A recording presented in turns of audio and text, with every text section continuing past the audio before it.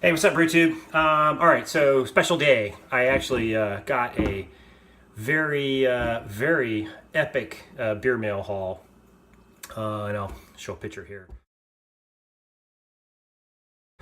from none other than Tony Yates from Northern Rock Brewing Company Brewery, who is all the way up in Norway. So, and it's really cool because his was one of the first YouTube channels that I started watching when I was trying to figure out how to brew.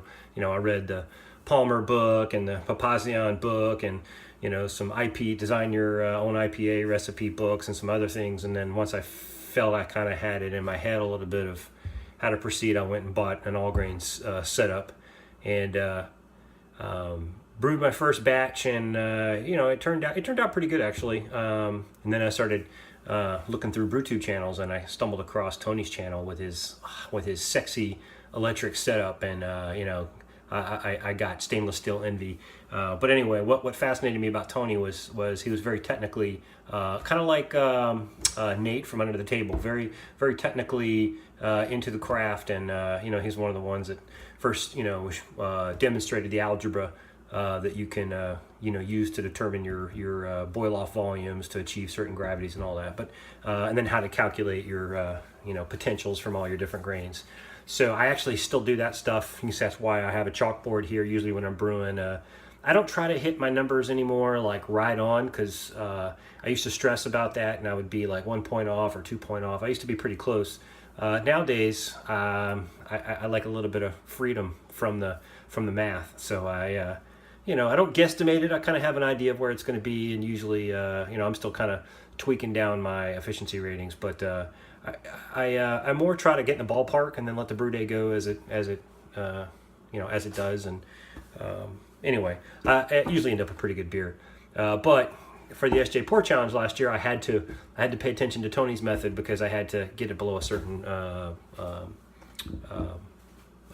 alcohol percentage. So anyway, without further ado, he sent me a lot of beer. I figured that I would start off with this one first, Southern Passion, because it's an American IPA, and I figure always do the IPAs first because of the hops.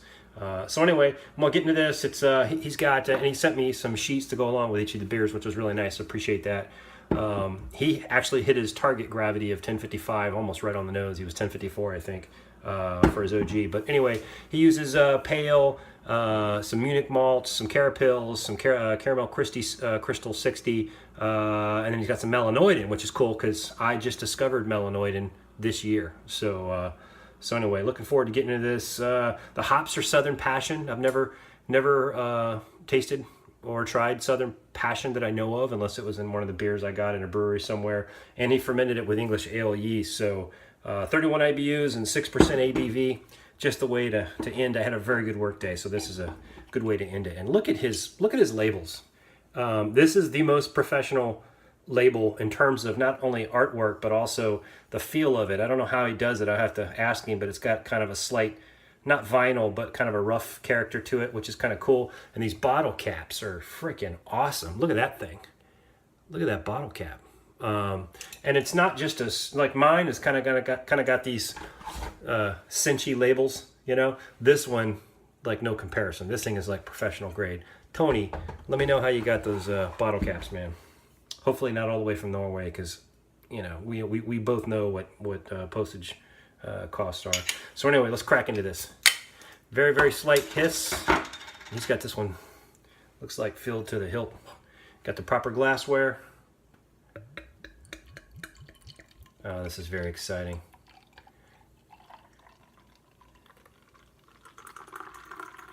Let's see if I can work up ahead there.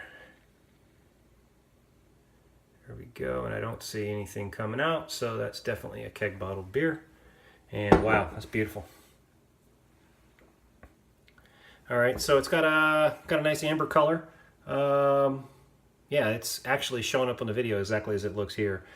He's got about a little over a finger persistent head, about medium to large, bubbles, kind of soapy looking. And I can see some carbonation streaming up from the bottom. So let's, as far as clearance wise, I just poured this thing in. It came right out of the fridge, so it's still pretty cold. It's kind of got some slight haze to it, but beautiful beer. Let's go ahead and get a nose.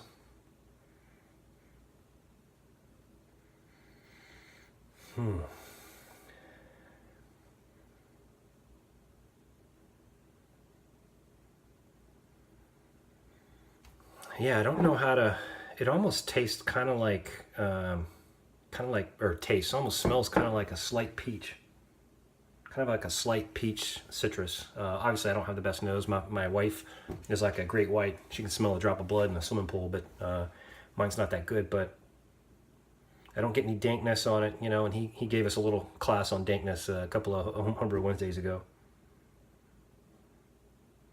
Yeah, I would say it's kind of a slight peach and a very, very slight citrus. So very light on the nose, but all right, let's go in for the taste. Cheers. Thanks, Tony, for sending these, man. I'm gonna be saying that a lot because I got a lot of beers.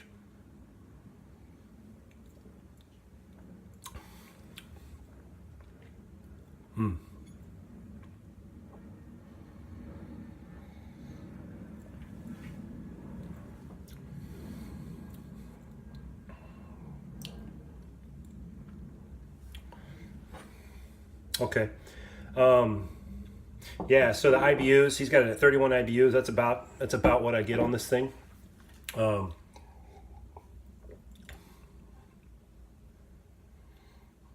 and for me actually now, I'm starting to get a little bit of dankness on this thing. For me, this IPA isn't so much.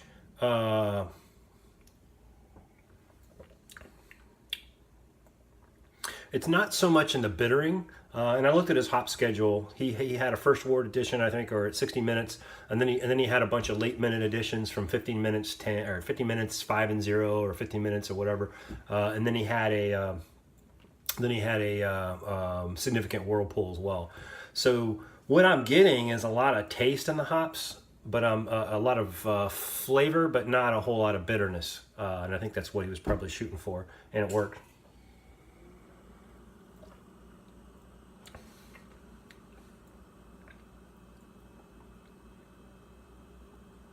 Yeah, it's not like most American IPAs I have because normally there's a bigger bitterness punch.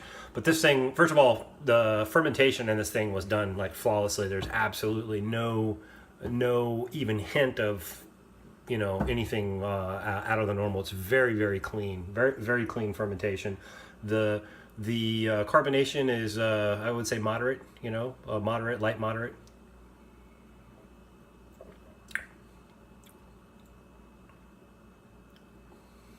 Yeah, and I kind of get some of that. I don't want to call it peach because I think it's a little different. It might even be apricot on the flavor.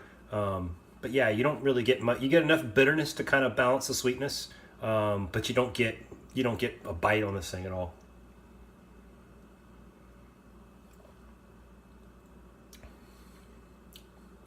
Yeah, this is a beautiful beer.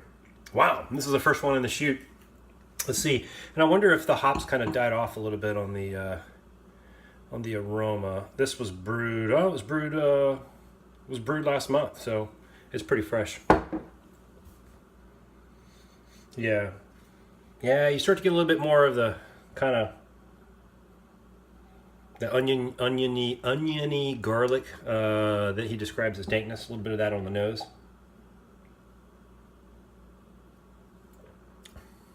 I should have went and researched the passion, the American passion, or what is it? The Southern Passion. Should have researched the Southern Passion to see what flavors and notes they're supposed to give off. So I'll go do that after this. But anyway, all right. Well, I burned up enough time. Hey Tony, this is a freaking awesome beer. I got some really good ones. I got a Schwartz beer, I think, and some other interesting beers. They got an Imperial Stout and some kind of I forget what it's called, raw ale or something like that. But anyway, I am so excited to get into all these things. This is a great beer, and I just couldn't be more joy to get a package from Northern Rock Brewery himself. So cheers, Tony. Thanks, man. Hey, so he tricked me. This is still the Southern Passion Hop IPA, or American Passion IPA. So he tricked me. The Southern Passion doesn't mean Southern United States. It's Southern Africa. I think George, and it's supposed to be a earthy, slightly grassy, and it's a low. It's 6 to 7% alpha acid, I think, according to the website I saw. But yeah, I guess I can get that kind of spicy, earthy,